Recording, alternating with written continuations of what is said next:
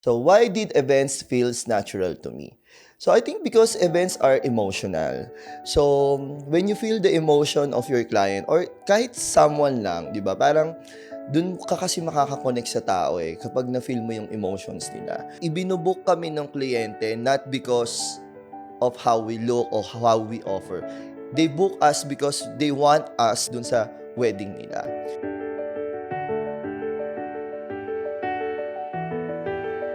Me also as an event planner, that's also my niche eh, na parang when I talk to clients or parang the prospect clients pa lang, I'll make sure na parang I'll promise to them na I'll gonna be there on their wedding. And that's the assurance. So it's not just planning kasi, it's also holding space for people on their important days.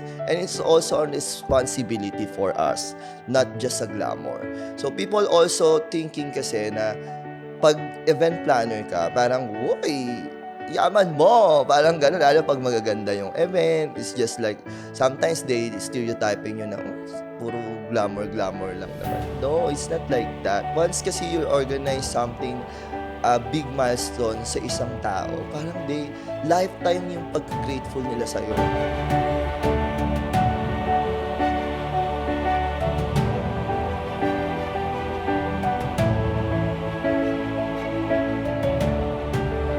So, ang dali-dali ko magkaroon ng magandang relationship sa different kinds of people, especially to my clients.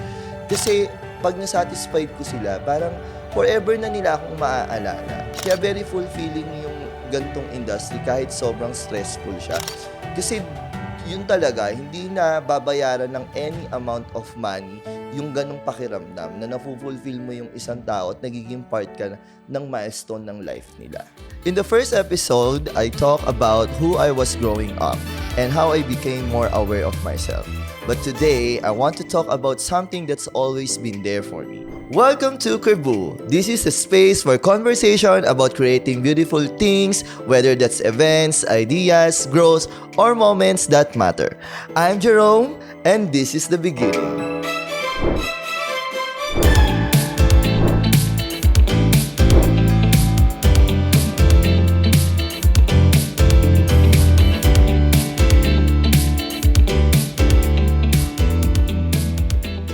First question is, why do I feel the need to create? Creation wasn't a career choice first, but it was an instinct. So it's also my way of coping or a way of expressing myself and also organizing my emotions. So as an event planner, so I always like organizing my thoughts and creates organizing things also. So growing up talaga, lagi akong merong planner on my side. So 'pag meron akong naiisip gawin kasi masyadong akong maraming thoughts sometimes na nahihirapan akong i-manage siya. Pero simula nung nagkaroon kasi kami ng event business with my auntie, talagang I learn na before I sleep before, grabe yung discipline ko na, "Okay, tomorrow ito yung gagawin ko."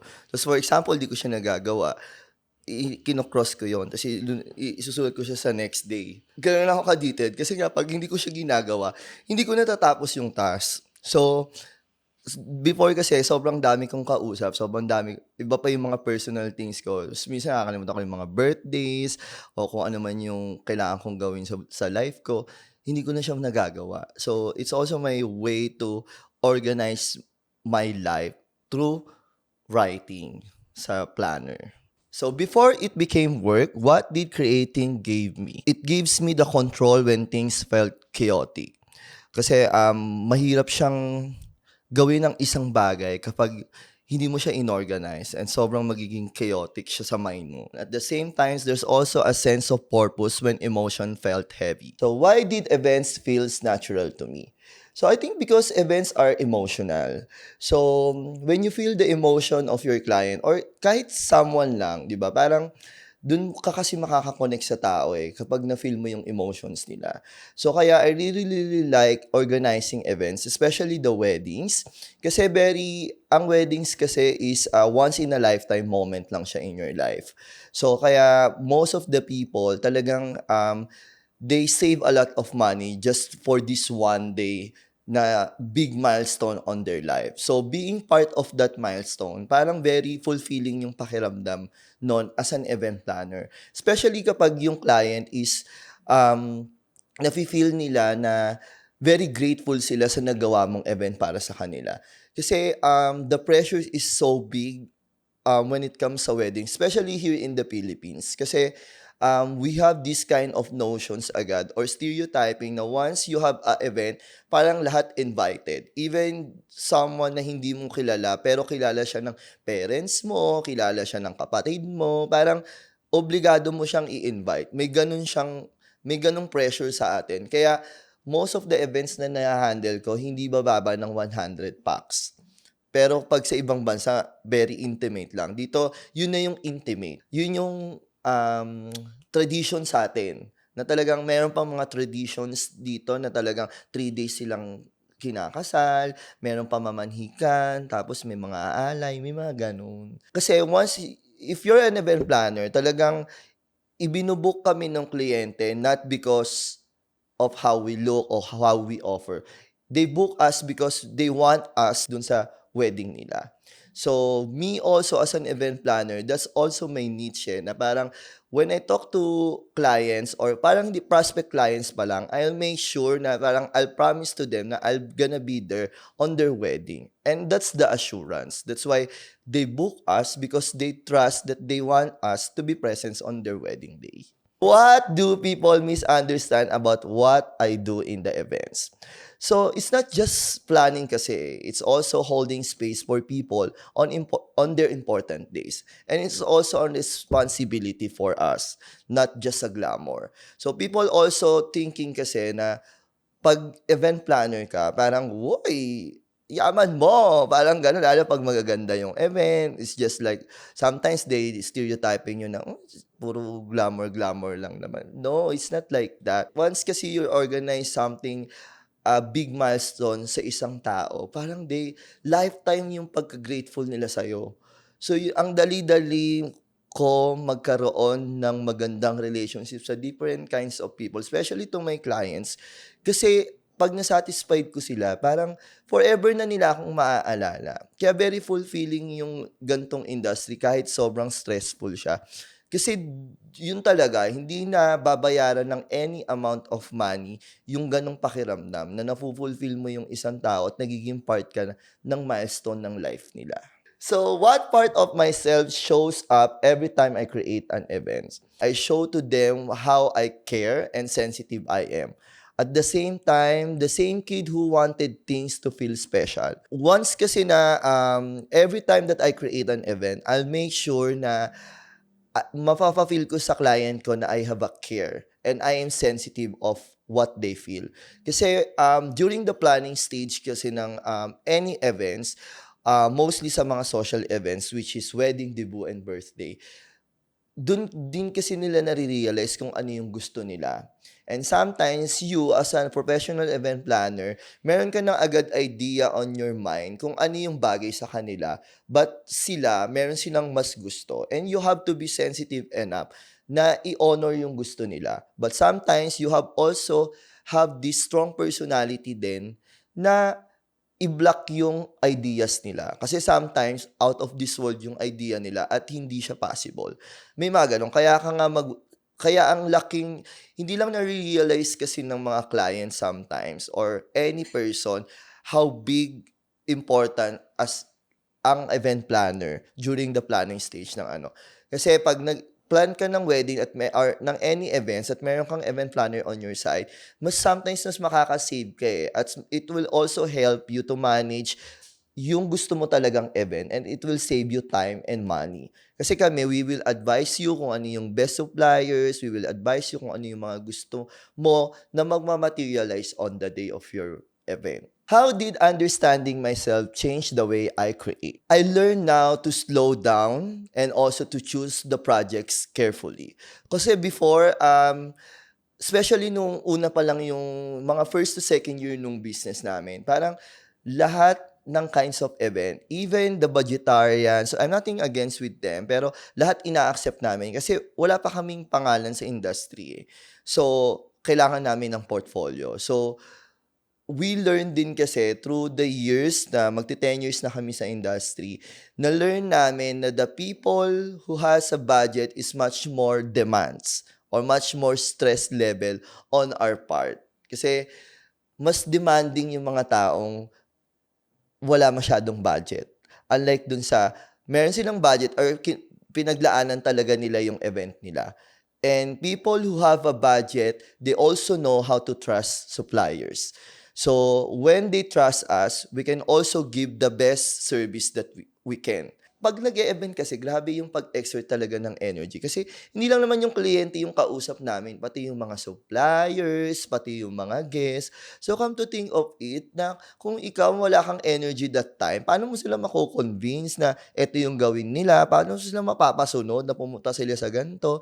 Eh mostly pa naman ng wedding, 3 phases yan. Merong preparation venue, merong church and reception. So most of the guests, 3 phase yung dinadaanan nila, especially kung immediate family members ka. So, part of our service, yung pasunurin sila kung saan sila pupunta na, follow the timelines, ganon. So, grabe yung effort na makipag-usap ka. And the event will last like 12 to 16 hours. Kasi 5 hours before the ceremony time, andun na kami. So, ganun katagal at kahaba yung exert na ibinibigay naming effort. So, come to think of it, kung magkakaroon kami ng client na ito lang yung kayang budget, tapos demanding pa, 'di ba? They questions a lot, they don't trust you. So, how can you give a nice service, 'di ba? Or a quality of service for that. Tapos hindi ka underpaid ka pa by them, 'di ba? Kaya kami we're really really picky on that. Kasi we've been in the business na magte 10 years na. So that's also our niche, our experiences. We're not selling, you know, any tangible things with our clients. Eh. We're selling our years of experiences. So yun yung magaguaranteed namin sa inyo. So what kind of conversations do I want to create moving forward? So I really want the real ones. You know, I don't want to be plastic. I don't want this space na parang masyado siyang scripted or curated. I just want a real conversation. And also about my work, I want something growth, and also I want to talk about beauty and also about my mental health, about life, without pretending to have it in all figure it out, you know. Kasi you know, in my 32 years of existing, parang I felt like I always pretending to be someone like this. So this is only the time that I felt like this is just really me. So I want to express myself, who I am, what I want, you know. Hindi ayokong i-box yung sarili ko na before na I'm just an event planner, a businessman, and sometimes I travel outside the Philippines. Yun lang yung alam ng tao sa akin. But now, I want to show everyone that you know, I can share also all my experiences and inspire also other people.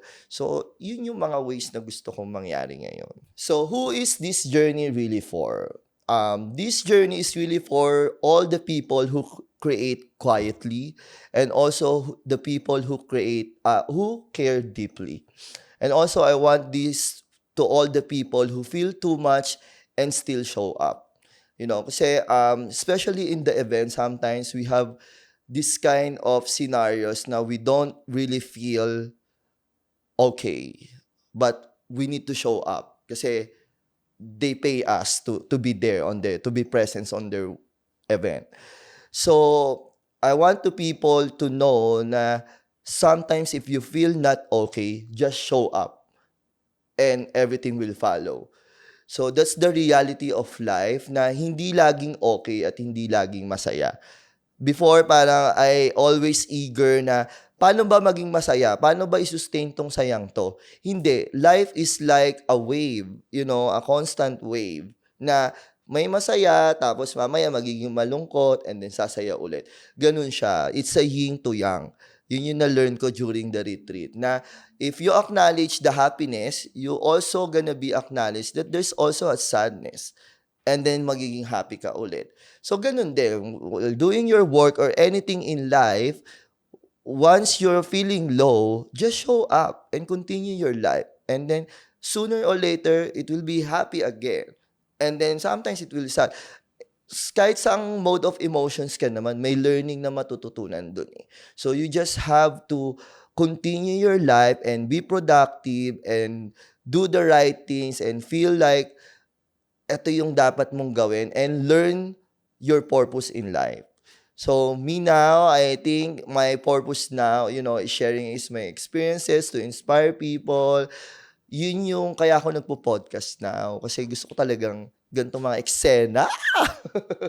You are still here listening. What does that tell me? So I think that's something.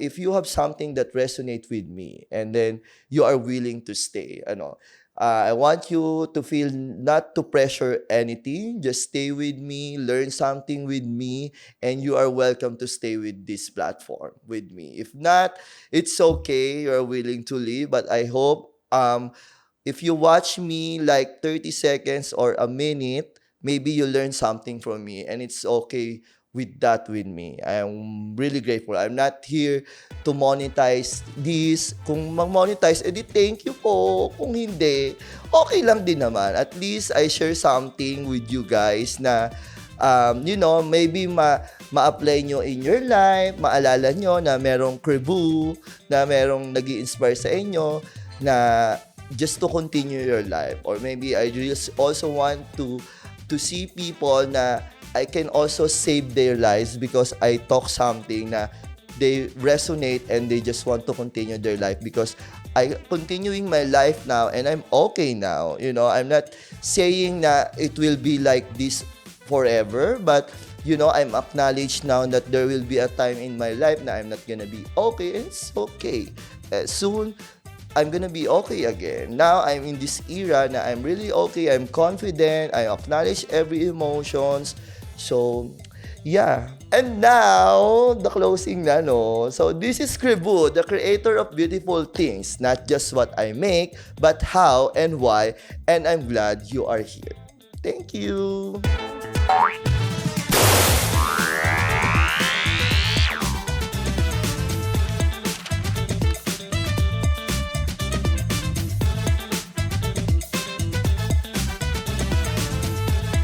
Promote this or just to thank that someone's gave it to me. So my co-retreat mate, Miss Joyce, thank you for creating this Creator Beautiful Thing mug. And also, I have a picture in here. Kaso wala akong panga dito, be! Hindi mo sinama. Tingnan nyo. Pero cute, di ba? So, lagi ko itong gagamitin. Anyway, pasip muna. For the promote na malala.